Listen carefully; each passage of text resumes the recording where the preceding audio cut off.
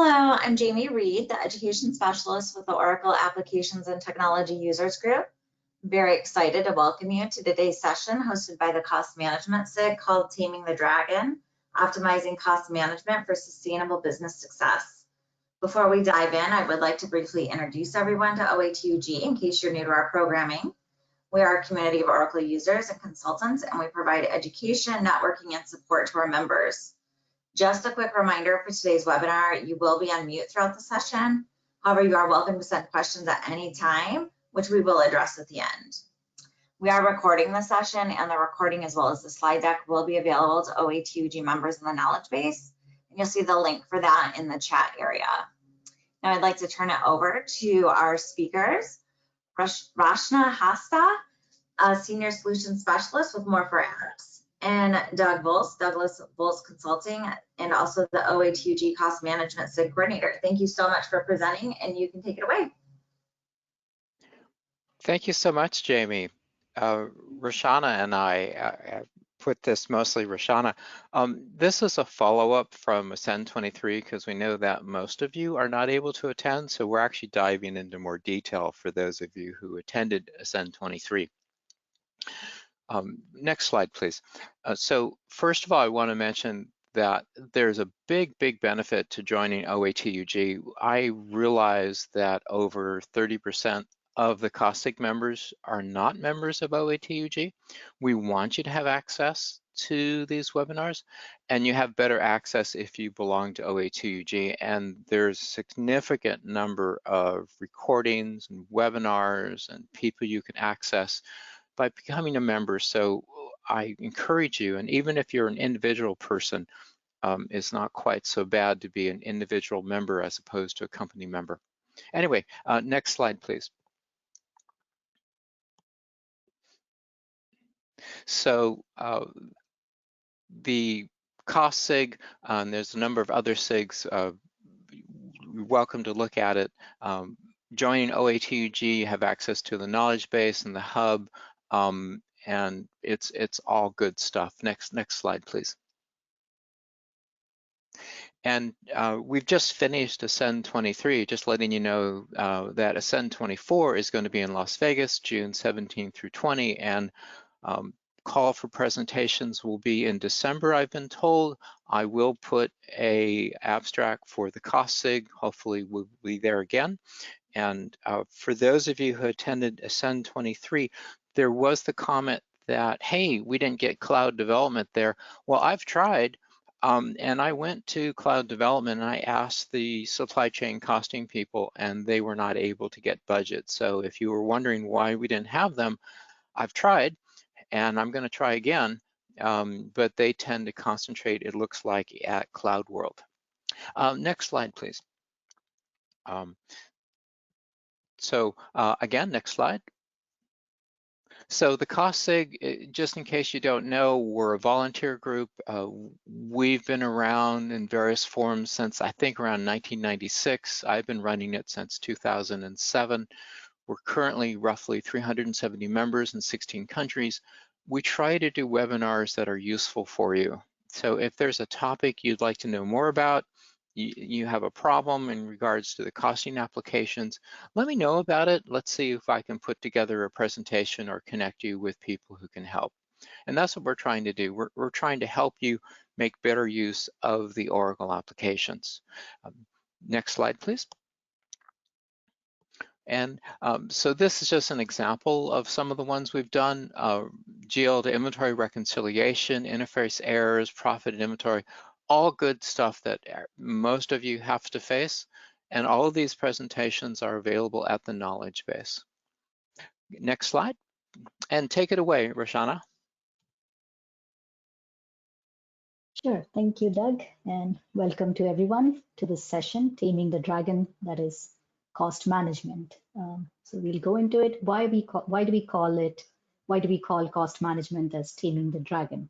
Well, costing, as you all know, could be a powerful double-edged tool when it is run, when it can run things smoothly like a well-oiled machine, when it is optimized and done correctly. But when it goes out of hand, it could turn into quite a beast, and it can bite businesses really bad, as we have seen plenty in the business world. So it's very important to tame this powerful tool and get your costing strategy and the cost management right. So let's learn about the common challenges encountered. Let me just, all right. Let's learn about the common challenges encountered by supply chain managers, procurement managers, inventory controllers, and everyone in the day-to-day business, and how it can be made easy and how companies have done it a little easier. Before that, I wanted to just share some background about myself and my association with this topic. Where do I draw my experiences from? So I have been a consultant in the Oracle e-business suite space for almost 20 years, mostly been in the Oracle ethos in various capacities, from technical to functional to implementation leads, and I've been doing implementation, upgrade, and support projects, mostly focusing around the EBS costing, manufacturing, inventory, and order to cash modules. And I'm also closely involved in the OATUG community. I've been a regular speaker in several collaborate and open world conferences in the past, bringing real world business stories. I've also recently presented an Ascend, even in the cost management SIG, I had a small segment. And I'm also holding a few board positions as the SIG, in the SIG board of AR, credit collections, and order management and pricing. So that's about me. And I've also had some contributions in the way of publications, article publications in the OATUG Insight magazine. One was back in 2021, right when the world was gripped in the throes of, especially the businesses and supply chains were navigating through the pandemic. I had an article around that situation on tips to pivot quickly, what businesses have done, and how they're preparing for the next disruption. And this year, again, I have an upcoming article in the August Insight issue, and it is about moving towards intelligent supply chains. And it talks about how AI is increasingly, artificial intelligence is increasingly playing a key contributing role in making supply chain challenges, eliminating supply chain challenges across business. So I've tried to draw upon all of these studies done during the articles and trying to cull out the learnings and stories related to cost management here. Okay, so let's start with the importance of getting costing right, as we can't talk too much about this. It's always good to reiterate this because so many times people have got it wrong and paid high costs on not getting their costing right. So one of the first ways that wrong costing can get manifested is you will see on the surface that the pricing is not pegged right for a product, and we blame the pricing strategy of the company. However, when you scrape beneath the surface, the real issue is not getting the costing right for the product. And I wanted to throw back onto a few examples, and I'm going a little farther back to the 80s, 90s, early 2000s, for the reason that I can quote these examples, not something current, to keep it vague. When I'm quoting something in the current world, I have to mask for privacy and keep it vague. So instead, I'll just go back and talk about a few examples. So Compaq, we had known about it. It was a leading computer hardware company in the 1990s. And its downfall began when it miscalculated the demand for its products and overproduced inventory, resulting in high costs and declining profit margins. And the company additionally failed to anticipate a shift towards lower cost personal computers, which were becoming increasingly popular. Compaq's financial performance suffered, and it was eventually acquired by HP in 2002. And from there, it has been able to make a turn. But for a brief while, it was really struggling to keep up. Webvan, this is really one of the lesser known companies back again in the 90s. It was an ambitious online grocery delivery company, and the company's failure can be attributed to its flawed product costing approach. Webvan heavily invested in building state-of-the-art distribution centers and a vast delivery network, but it underestimated the logistical challenges and costs associated with grocery delivery. The high operating expenses and inefficient business model led to the company's collapse in 2001, despite being way ahead of its times in the business model and the core idea of online grocery shopping and delivery. So way back in the early 2000s. E.F. Hutton and Company, again, this is a name we won't hear around anymore because it has been taken over by Lehman Brothers. It was a prominent brokerage firm in the 20th century again. And in the 80s, the company faced legal troubles related to check overdraft scheme that allowed it to take advantage of the float. Now, this is a flawed product costing practice, and it led to criminal charges and significant loss of public trusts. So it just shows, taking a leaf out of those events, the IFRS, or the International Financial Reporting Standards, to this date also still doesn't look down well upon the last in, first out kind of inventory costing, despite it being, to some extent, it is accepted by GAAP, but not by IFRS. And these are the kind of costing practices which try to understate your on-hand inventory costs to be less than what the true value is, and that way it does not look favorably in publicly traded companies. So it just goes to show, how careful you have to be in navigating product costing decisions and strategies. It can really come around and tarnish the reputation of the company, like it did with E.F. Hutton and Company. DeLorean Motor Company. Some of you might know it for producing the iconic stainless steel sports car featured in the Back to the Future movie trilogy. However, the company faced significant financial challenges due to flawed product costing. The production costs of the DeLorean DMC-12 were much higher than anticipated, leading to difficulties in pricing the cars competitively. And combined with other management and business issues, the company ceased production in 1982. So these are just some examples that meet the public eye, but many such small-scale examples abound.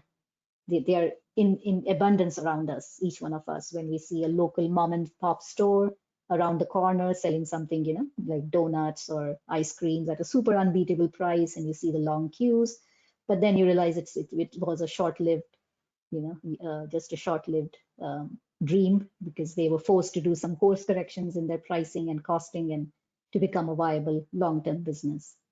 So these kind of examples abound, and we see them day to day as pricing incorrect pricing, but then going deeper, it is actually poor costing.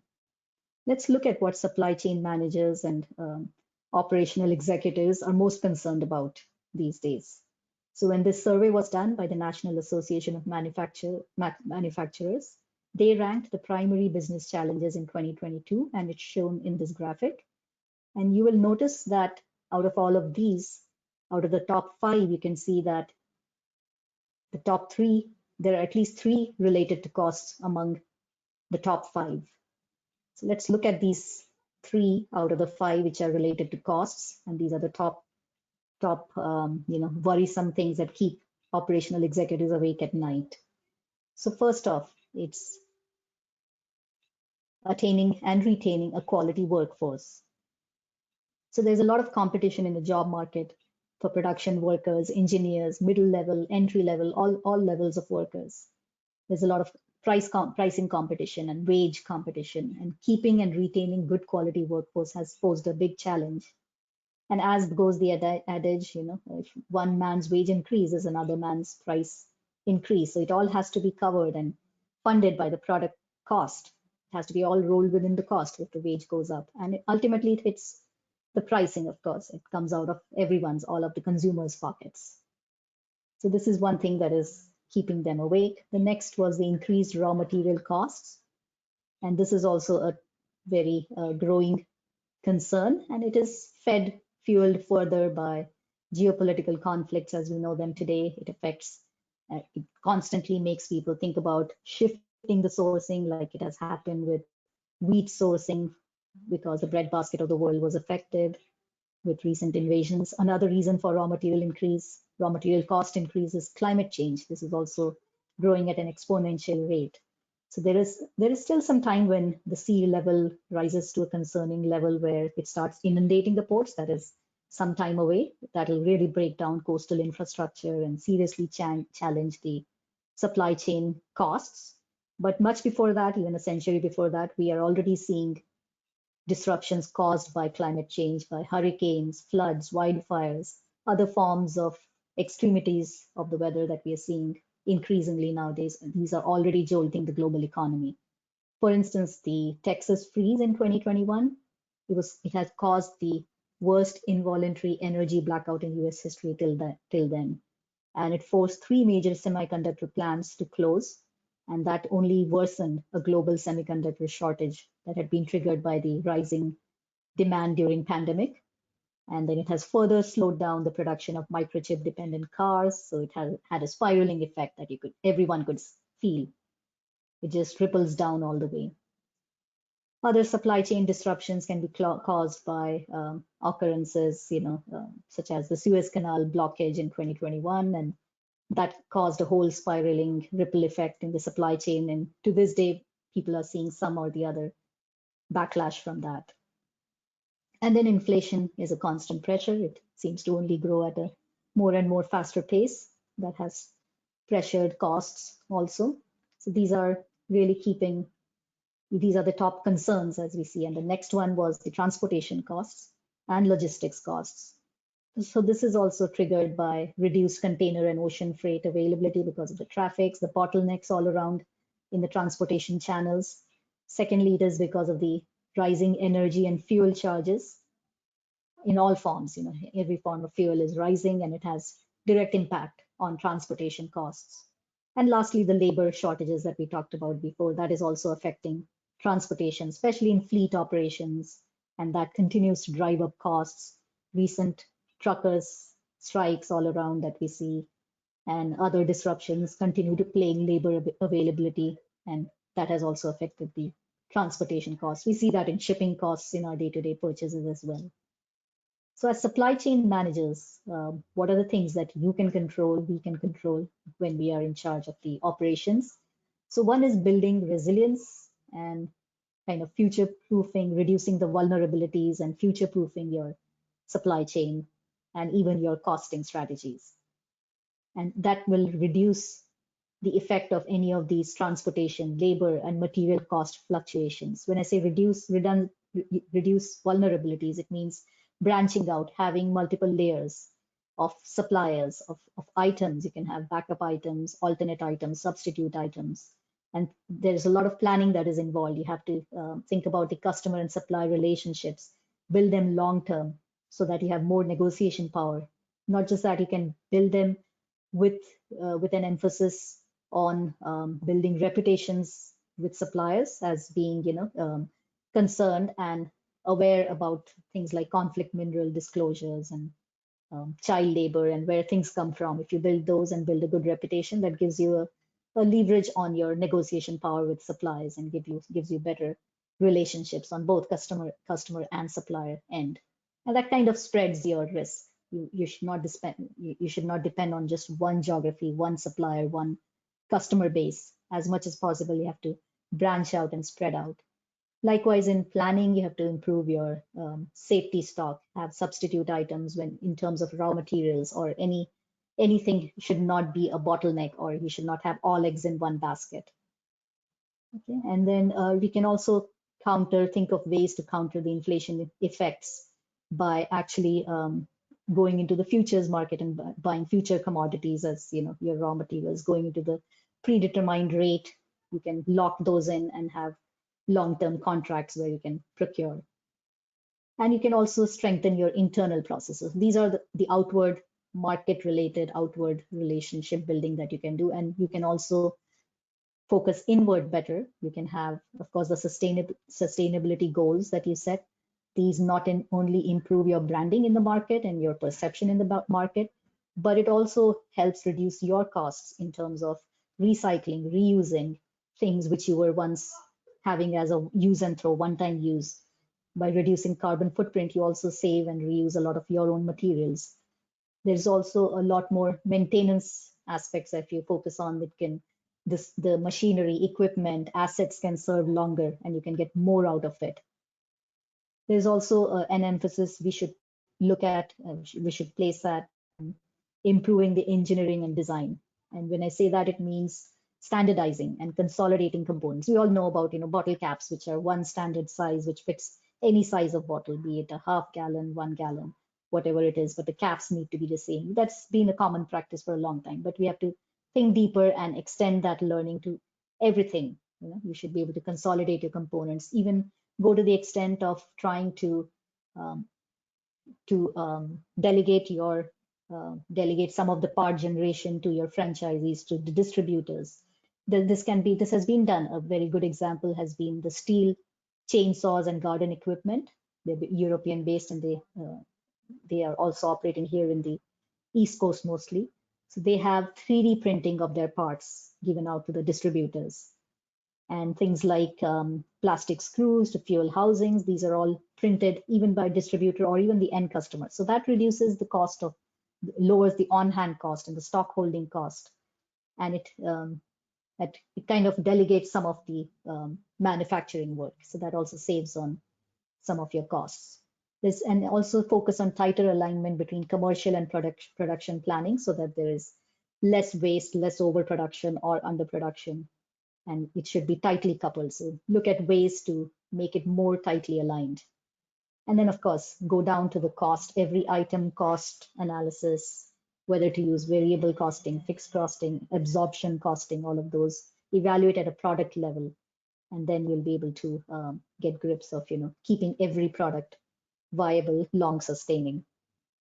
Let's talk about the mitigation strategies. Now, this is all what the operational executives think of, but when you go down and supply chain managers or down to the procurement managers, what are the mitigation strategies? So as a procurement manager, you would have to review and get a tighter control of the supplier logistics.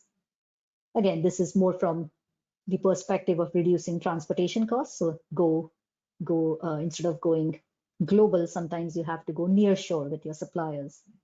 Also reducing overall carbon footprint, reducing transportation costs and all of that, and improving your branding, complying to any kind of compliance stringent rules that are set, like conflict minerals disclosures. So look into all of that so that you are not boomeranged back by any kind of compliance issues, flagged by anything, any audit or compliance issues. Secondly, you can improve supplier relationships to get better negotiation power and get into good long-term blanket agreements, set the cost, sourcing rules, and if you have approved supplier lists, that will make things a lot more streamlined. And all of these systems can help you. There are always online computer systems, and take good use of technology that can help you. For example, Walmart is a very key example here. It is supplementing its buying team with a chatbot. The retail giant recently teamed up with California-based Pactum AI Inc., and it has been able to automate some of it vendor negotiations. So Walmart just has to put in its budgets and needs and leaves the AI to bargain with human sellers and close deals. So lean on technology that'll give you a lot of mileage and get you ahead in the curve immensely. And then having multiple vendors will also build better resilience. You're not dependent only on one, and bottlenecks won't affect you as much. Next is to reduce dark purchases, and these are off-catalog kind of purchases.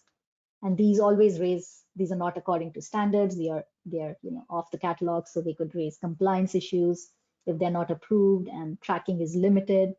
There's no way to keep track of what came and whether they were as per quality regulations. There's no visibility, so you lose the negotiation capability out of it because it was not tracked. So try to keep off dark purchases and eliminate these. Next, once we have gone past procurement, there is inventory controllers, item controllers, and what are their day-to-day mitigation strategies. Let's look at those. So you have to set up your item correctly, your description, unit of measures, cross-references for your, what does the manufacturer call this item, or the customers, they might have a different reference to the same items. All of that, if that is all, the system is up to date with all of that, it makes things work a lot smoother. The make and buy attributes, this could also affect if it is incorrect on your items. Lead time, safety stock, if these are accurate, this will keep things flowing smoothly. Coming to the BOMs or structures, the bill of materials, the quantities of components, substitutes, active flags, active item flag, and roll-up flags. These are very crucial in keeping all the costs rolled up in the correct manner all the way to the top assembly item. So having all of these accurate, smoothly, up to date with reality, and having as little discrepancy between the system and reality is key for the item controller. Next is the material management team and material controllers. For them, it is crucial to have accurate costs again in the system, and you have to be aware that it's not just the raw material, it's the overheads, the resources that go into finishing up that raw material and making it usable in the rest of the process. So it's important to capture those also, and then also roll up the right way from child components to the BOM all the way to the BOM structures. So these are all at the supply chain and supply chain managers or procurement managers level, and then the key issues they face. All the intent and the strategy is right, but when it comes to executing these in the system, they are faced with some issues and challenges in the sense that the systems are not always up to date. They are lagging behind reality. They're not able to keep up with rapid changes in overheads and raw material costs. And because of the pace at which things are changing, labor and resource rates and others, there's always uncosted, average costed items because you've not done a transaction yet. And then businesses tend to just put off their what if costing scenario analysis they wanted to do, or just the cost updates. Instead of doing it monthly or bi-monthly that they would have liked, they just postpone it to make it 6 monthly, or an annual exercise, which is not really good for executing, fast-paced strategies on your costing side. So the key is about getting all of these up to date in the system. And the real challenge to it is the sheer volume of data, the pace at which things change. So getting data accurate and in a timely manner is really the key to better decision making and attaining good process efficiencies. So how do we go towards that when the procurement or material or inventory controllers give these targets out? The end users are faced with a different set of challenges. So it's inaccuracies in the system and the pace at which you have to update the labor costs, and there are material or purchase price variances. What it is something in the system and what you purchase in the real world is different, and then you have to run those price variance reports and address them. And then in the item cost setup also, there is rolled up flag, there's lot size, shrinkage, there's a lot of different parameters that go in that have to be maintained, even at the sub-element level. So these are all really cumbersome and voluminous, data intensive kind of updates that have to be constantly done. Again, they're always racing against time. End users, they have tight timelines for the item cost updates. It could be monthly or semi-annual kind of an exercise, but it's always a lot of volume and they're hard crunched against time. There could always be new product costs when it will be uncosted in an average costed item until it is received against a PO. There could be duplicate costs, copying and duplicating costs across different warehouses. When you roll out, that is also quite a volume intensive process. And this is always hard pressed against time. So there has to be a way of meeting it in time with accuracy. So let's see how it can be made easy, how these challenges can be navigated a little easier for end users.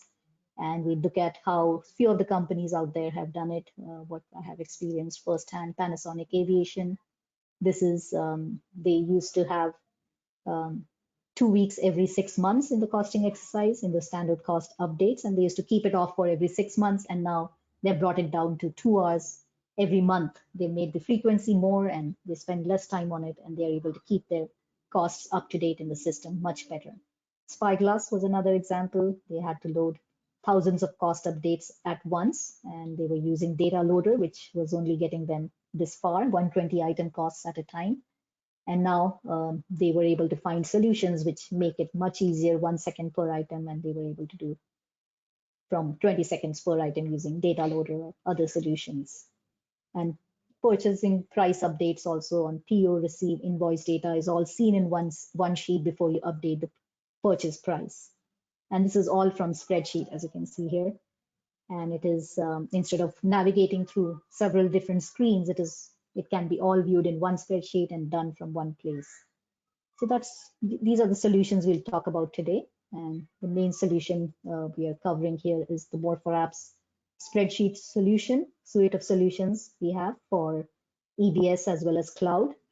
And those help in improving, empowering users to manage their own data and make their own updates from spreadsheets, because they should be in charge of the data. And it enables IT to get off the day-to-day data correction, data maintenance, data loading kind of efforts, leave it to the end users, and they are able to focus on other long-term strategy improvement initiatives. And mainly it is a spreadsheet interface that it gives, the more perhaps spreadsheet solution, and it sits between Oracle and your end user desktop with an Excel user interface. So it can download, it can upload, validate, and load data into Oracle and download. So it's a full 360-degree two-way communication tool. And it's a standalone interface that you can be in. You don't really need to go into Oracle or anything else. It's all in one place and one screen. So let's look at some of these. I'm going to actually try and do a demo or just go through a few to see the product in action and see the process in action. So there is the item cost wizard, which is the more perhaps solution for item costs.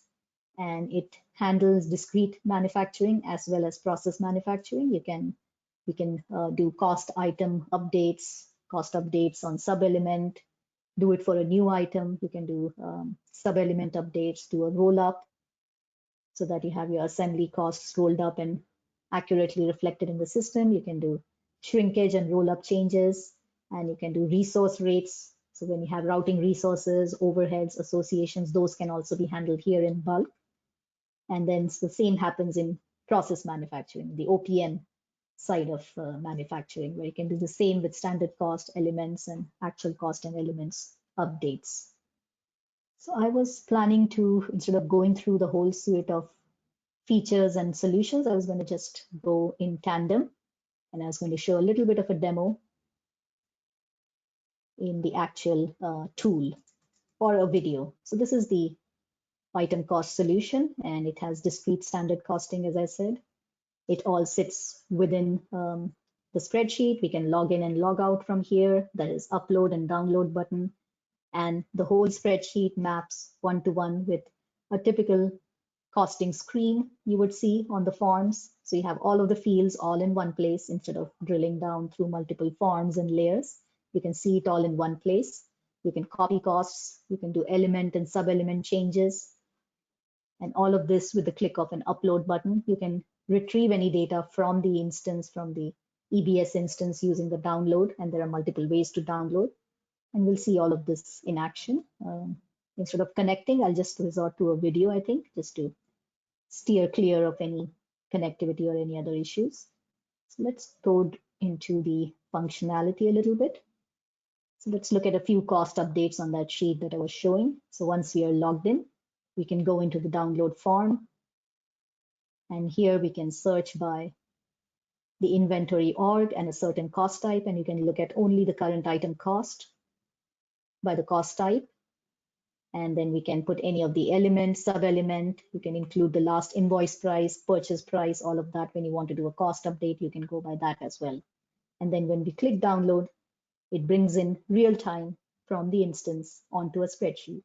Now it's not really a reporting solution in that way, but it gives you a raw extract, which you can convert into a very nice fancy report with build some dashboards on it, or you can build some pivot tables. Basic Excel functionality can always go in and do all of that. We've seen many users do that, but it very quickly brings all of your data based on the search parameters that you've given. So that's downloaded 224 costs and item details. Now we can look at all the data in one snapshot, including the last PO number, the last PO price, receipt price, everything. And these could drive the last invoice price. All of these could be key factors in looking at and determining your costs for the next quarter or next period. So you can look at all that, make any corrections, and then update your rate. So here again, you can, if you have a list of items also, if we didn't want to go by the form and blanket go by all elements, we can actually list the items here and then download using sheet as well instead of going to the form. So this one just goes into the sheet and it can fetch details related to specific items, if that is how sometimes users are thumped with a long list of items that they want to update, and that's also possible here. There could be multiple criteria like that, and it brings in either a sub-element or it can bring in all the elements and sub-elements like it has done here, and it can update all of them. It's all a matter of just overwriting on that column. You can just straight away go and overwrite the new price or the rate or cost amount, or we can do a formula. Since this is Excel, We can also do some fancy formulas, Excel functionality. Besides, of course, copy paste, we can actually go in and do some fancy Excel formulas. So what we are doing is that we are defining the new rate and kind of obsoleting the old rate here. So this column is just renamed as old rate, and then this is the amount that we're going to plug into the system. And it could be a blanket formula of a 10% cost increase. And since this is Excel, it'll just calculate that for you. We can copy down that formula and it goes down to all the items if you just use standard Excel. There's quicker ways of defaulting it, but we won't go into all that. There's even quicker ways than just copy pasting, but yeah, we'll keep that aside. So you just do an upload and it validates everything, goes through the standard interfaces that Oracle provides. So it goes through the costing interface and goes into a pending status. It's just waiting in the interfaces. And then after that, it's the standard Oracle import standard cost program, which will clear it off the interfaces and post everything correctly into the system. So this makes it a lot faster. This is how some of the companies got ahead and on top of, keeping up with the cost updates. Let's go to some of the other functionality. I'll just go through a stream of videos actually at this point. So there's the copy cost and roll up. This is also another. So when we want to copy the cost across different cost types and then perform some roll ups, that can also be made easier right here. So there's copy cost functionality and there's a copy option, just like standard Oracle. You can do a merge, you can do new cost only and remove and replace. Those are the options. So let's do a merge here and you can copy the existing cost to a different maintenance cost. And then again, Excel functionality or copy paste will make it easy to tackle volumes. And then we can also do different functions. We could do a cost update on an element level in one portion. We could be doing supply chain roll-ups on another item, as we are doing here. This is an assembly item, and we are going to perform a supply chain roll-up on this. So the cost roll-up functionality on this. Okay, so there are always handy forms like these where you can look for the drop-down list of values. So we're going to say yes to the cost roll-up and perform the roll-up option with full or single level.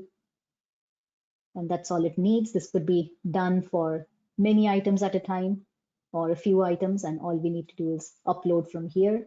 And behind the scenes, it will go and do the copy cost or the supply chain roll-up, whatever you have asked the row specific item to go through. So this one actually triggers off the supply chain cost roll-up program behind the scenes. And we're just doing it in bulk just to show the power of volume. Let's keep going. I can go past this. This is basically just doing it in bulk for a lot of items. Let me get past this.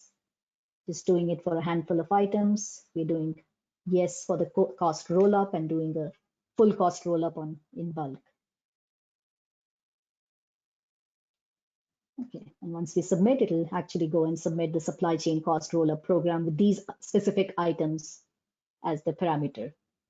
So that makes it really focused for those items only. And then it even generates right from here, we are able to see the output as a report and the cost rolled up and everything, just as if it's running here. So you can go to the view concurrent request and view the report output and see the results of the supply chain cost roll-up programs. So that makes it a comprehensive, one-stop shop kind of a place where you can come in and look up everything. Here's a what if analysis, and I'll probably navigate a little faster on this. We'll just go into the middle. So this is where we can do a what if analysis. So you can bring in costs from one org and a certain cost type, and even narrow down to a specific element and sub-element. And we can again include or exclude last PO price, invoice price, all of those. And once it downloads, we can easily build a what if kind of an analysis cost. Okay, so let's go past these. So that's the data preparation. And again, that's the old and new. It's just, yeah, so this was the update that we talked about. And then let's go into a little bit of a what if scenario analysis. What if analysis. is again, you need to build a cost type that is a what if scenario. So let me, yeah, I wanted to mute it and talk to it myself. So you can download the frozen cost type as we did before with the help of the download form. And once you have all the items from that, we can just change it into a different cost type and create a new cost type for just the what if analysis. Okay.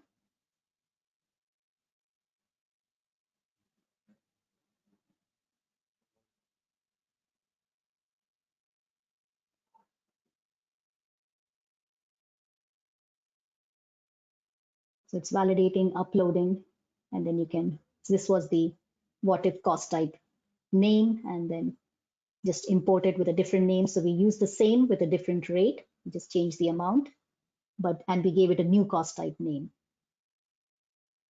Once it's done, you can refresh and everything is accepted. It's all done in the system. Let's look at a few others, real-time updates that happen. It can handle cost resource rates also. So let's look at that.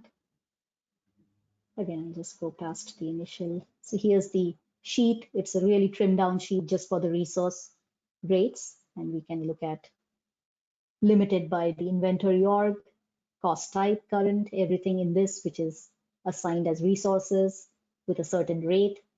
Again, we can do the same kind of updates with Excel formulas, or just type in and override the rates wherever there is an update.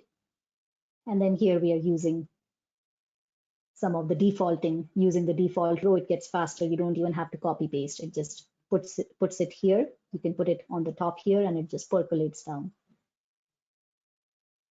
And again, it goes through the standard interfaces and brings back the accepted. All right, let's keep moving on. And just go past this functionality. So this was the item cost on OPM side as well as discrete manufacturing side. There's also average costing solutions using the material transaction wizard, which is known for its sub-inventory transfers or material transactions that it can perform. But in addition, it also has the features functionality to use to perform average cost updates. And then you can also do corrections on your on-hand using stock transfers or miscellaneous write-offs if you want to do, and all of that, inventory transactions, account alias, and all of that. In addition, if your end users are handling blanket agreements in bulk, there is a PO solution, purchase order solution, that handles blanket agreements so that you can have price breaks and negotiated rates and update them at a frequent basis. Let's look at some of the average costing solutions here. Let's go back to the video here. There was some videos for the OPM side. I can go into it later. Let's look at the average cost updates. And I'll just navigate past the initial. So this is the material transaction wizard. And this is where we are going to do, it has the ability to perform any kind of transaction, like a miscellaneous issue, receipt. And we can download the average cost based on item category segments or just a range of items. It can do all of that. Okay, so here we are just filtering by category segments. So we're just getting the average cost on a certain warehouse using the item category and the cost group. You can limit by the cost group and download by that. And this will bring the element, this element, and it will bring all of that in the sheet. So as you can see, these items were retrieved for that cost group, and you have the material account, overhead account, everything in one screen. And we can go and it has the element level, this and previous element. You can see all the current costs, and then you can do an average cost update as the transaction. And just besides the other multitude of transactions that it has, it can do the average cost update. And then I can give all the combinations here, transaction source that is, and then we can just go and overwrite in the new cost, the element level new cost, or we can do it at the item level. Okay, so we can just do it at the element level here or at the item level straight away. So this is the new average cost at the item level. So you can just plug that in. or do a percentage increase like we're doing here, new percentage change. Just type it in bulk and then copy paste across board if you want. You can do a few at the element level like we are doing here. So there was a resource and overhead, and we are just doing a percentage or a blanket change on the average cost at the element level here. And you can copy over if it's a formula. You can also introduce a new element here. So let's say we're adding a new element, material overhead, and assigning an average cost to it. So if a transaction has not been performed on an average costed item, this can be done. Okay. And you can define the average cost in bulk across the whole inventory org and just process it real time or in batch. There are multiple ways where it can trigger off the material transaction worker immediately and then, or the inventory worker, and you can upload it. So it happens in a GIF, and then all you have to do is refresh after the worker has run, and you see the results in the instance. Now you can also couple this with advanced queries, which is what I was going to show you. In here, there is a custom query where you can do average cost updates and fix wherever there are gaps. And in here, there has been a very neat feature used, which is called custom query. And in this, actually, credit to Doug Wolz, he's created this custom query where it catches any kind of anomalies. And that's using, when the download feature that we talked about before is not sufficient, you can go into a custom query, plug in your own SQLs, and then you're able to download based off your own SQL. Okay, so this is the one that Doug had created for us, for one of the customers, for his clients, and then this has been really useful. So based on this, you can download if there is a make item and it doesn't have a cost rolled up, or the average costing is not done. So you can just put all of the parameters, some search parameters, and then download using the custom queries. Right now, we're just going to limit it by the org code and then execute the custom query. And it's the make by update. Okay, and then we go ahead and download. And once the results are there, they're about 254. And then we can perform the average cost update transaction type. Okay. We can also limit by make and BOM being no. So it's a make item, but the BOM is not defined. So this is also anomalies we are trying to catch. And then we can go and catch any items which are, not correctly defined. And then now you can go and correct cost data as we were doing before. After the download is done, we can go ahead and put the element, new average cost, element change, whatever you want to do. So this is correcting the costs and uploading all of them. It's simply done. You can even put your reference, reason, everything, and put it as a default on the top gray row, and it is carried over to all the data set automatically. All you have to do is upload it. And then error feedback, everything comes right back onto the sheet. There's no other place we need to go to plug in any fallbacks, fallouts. You can see the error, you can correct it and reprocess it right from here. It's a single one-stop place that you have everything at. All right, let's pause this and keep moving on with what other functions and features are there. So I won't go into the PO wizard, the purchasing order wizard. There are many functionalities, and including the blanket agreement updates. Other solutions encompass pricing side, which typically is for the customer order side, but we have seen that many times vendor price lists are also created, and you might track your vendor pricing or even internal order transfer pricing on price list side. So that is also useful when you want to update them. You can do it using the price list solution. There is physical stock taking. This is also very key on having the accurate on-hand costs reflected. So there is a stock take loader, which can do tags, counting the tags, introducing new tags, as well as approvals for any variances, variations. Okay. In addition, there is the item wizard, which can do category updates and correct any unit of measurement or descriptions, even do interclass, intraclass, all of those kind of unit of measure setups. There is also the WIP loader, the WIP jobs, where you can do moved jobs and complete jobs so that your on hand and the status of the item on hand is very accurate. Which stage is it at? Is it still in work in progress? Is it completed?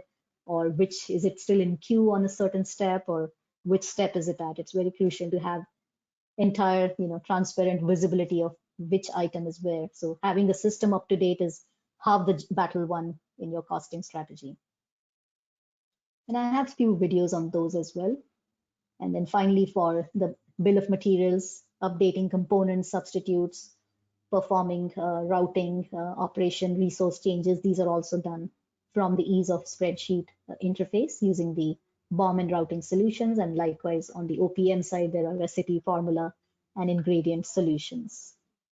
I can go through a few more videos here. Let me see if there is anything useful that is different. Let me just show the stock count, and that should be the last one. We can go into Q&A after that. Let me navigate forward a little. So this is where typically you would do your tag counts on the screen, and it's once you have set up your physical inventory, you would go in here and you would have to put in your counts. If you're looking for a specific item, it can be quite a nightmare to look for that item. Instead, if you go into the spreadsheet, you can download using the count, physical count name, all the items, or you can even filter it to specific items. So you can give a composite criteria when you're downloading using the item plus physical count name. And then you get all the quantity, the tags. You can introduce a new tag, or you can just correct the count on that existing tag. You can also handle serialized item. As you can see here, there's serial and lot number columns where the item is lot controlled and serial controlled. And then usually that would have just a count of 1, and you can provide the serial name number to it. Let's go and just do a correction on the quantities. Oops, wrong time for this. All right. So we'll just go ahead and correct the counts on a few tags, what was found on the shop floor or the warehouse. You can go ahead and do those. It gives the counted by, defaults by the login person that's logged into this system or the spreadsheet, and then you can perform the upload. It goes through real-time validation. It brings back error messaging, just like any standard wizards, and then it brings back the status as updated or accepted, which will confirm that things are in place there. And this is the item specific if you want to do a new tag. So you can say a new tag is being added. You can put the item number and upload it. Even the download has item specific downloads. All right, let me take stock of the questions, or if I'm able to navigate to the screen, I can keep going with a few videos if there are not too many questions, or I can take a pause and address any questions here. So if I'm on the right window, there haven't been any questions. Jamie, correct me if I'm wrong, or Doug, have you been? No, we don't have any questions right now. Okay, awesome. All right. I just want to comment. This is Doug. I've had clients go from 3 billion to 12 billion in size, and they've been using the More4Apps tools, and their costing folks went from 6 to approximately 9 or 10 people, even though their revenue went from 3 billion to 12 billion. So it is a huge productivity increase, and allows you to grow without growing your staff as much as your revenue. So it just makes you way more efficient, and that's why I invite More4Apps to participate in these webinars, and I think it's a good thing for folks to take a look at. Go ahead, Roshana. Sure, yeah. I just had a few wrap-up videos, and yeah, those were great inputs, Doug. So this created the new tag, and then there is functionality to do the stock approvals also. If there are variances, then we can go ahead and do the corrections as well and approve or reject from the spreadsheet. So this is the count approvals. And within here, we can download any variations. And typically you would have to go through, if it were the form, you would have to find the adjustments and then go one line at a time, scroll down and do the approve or reject wherever it is. Instead, if you go into the spreadsheet, you can download all the discrepancies in the spreadsheet like that. And whatever, the one that we just recently made corrections to, the physical count, we can go ahead and download that. On the approval is a different sheet, on the approval sheet, and it will bring back everything and give you the system count quantity versus the counted quantity, and then ask for approve or reject. So it handles the approval and rejections also in bulk. Okay, it shows you the system counted, what the system has and what was counted on the floor, and then you can go ahead and approve or reject on the approval status. You could either do an approval or a rejection here. And this is a huge, big, productivity tool for the stock count, warehouse operators, or shop floor engineers. So that's doing the approve, reject. You can even put in the reason. Typically, if it asks for it, you can do that, and then you can upload it. So that in a gist is the way these operate, all the tools. As you can see, these are all intuitive and pretty uniform across board, across all the solutions. They operate the same, uniform way. So doesn't take too much to get up and running. Once you are familiar with one product, it's easy to translate the knowledge to another. All right, and the similar kind of tool set is being actively translated into cloud. And I'll just rush through these because we've covered it in detail in the videos. So there's advanced validation. There were those data forms to pull your list of values from. So all of that is available here. The downloading, which talked about the custom query, where you can plug in your own custom queries, SQL queries, and build it. And then there is also flexible template setup, where you can give your own names instead of looking at those standard names given by Oracle or by the More4Apps tools. You can actually give it a custom name. You can build your own templates and tie it down to responsibilities and segregate things in different layouts using that. And this is the cloud solutions. It's in procurement. There are purchase orders, requisitions, document builder, and suppliers is up and coming very soon. By Cloud World, there should be an integrator ready for an Excel-based integrator ready for the cloud suppliers module. What there is already released is the PO requisition and auto create document builder. That is on projects, it's a whole suite with project templates being the latest edition, and there is managing financial projects, budgets, and all of these. I'll let you scan these. And then on the finance side, these are up and coming, the assets and customers, but the payables, invoices, and receivables invoices has been released already. And these are the functions available in product definition. That is all I had. And I'm, if not any questions, if there are no questions now, I'm still reachable later on. You can relay over your questions to this email, any of these email addresses directly to me if it is functions related to More4Apps, or route it through Doug Walls and we'll be able to answer it. Thank you for the opportunity, OATUG and Doug from the Costing SIG to have us present this content. Thank you, everyone. Yeah, thank you so much for presenting today. We hope that everyone enjoyed this and that you enjoy the rest of your week. Thank you so much. Thank you. Bye-bye. Bye now.